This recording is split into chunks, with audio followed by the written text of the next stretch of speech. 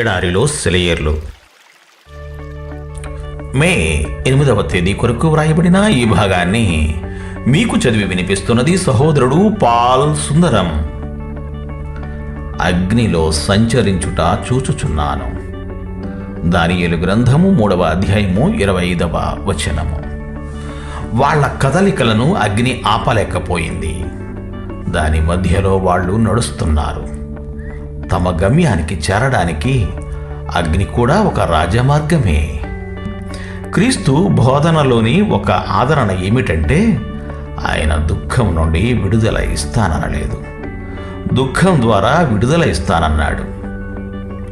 నా దేవా, చీకట్లో అలుముకున్నప్పుడు నేను కేవలం ఓ సొరంగంలో మాత్రమే ఉన్నాను అని నాకు జ్ఞాపకం చెయ్యి.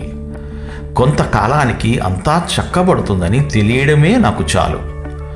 నేను ఒలీవకొండ శిఖరం మీద నిలబడాలట, పునరుద్ధానపు మహిమలో పాలు పొందాలట.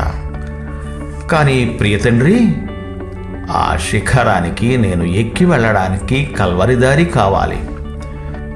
ఈ లోకములోని కష్టాల నీడలు నీ పరలోకపు ఇంటి దారిలోని చెట్ల నీడలే కదా తండ్రి. నీ ఇల్లు కొండ మీద ఉంది. కష్టపడి నేను ఆ కొండపైకి ఎగబ్రాకక తప్పదు. నేను అగ్నిజ్వాల మధ్యలో నడిస్తే నన్ను ఏ దుఃఖము అంటదు.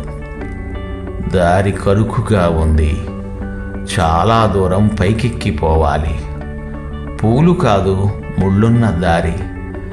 ఆకాశం మబ్బులు పట్టింది. ఆ మసక వెలుగులో ఎవరో నా చెయ్యి పట్టుకున్నారు.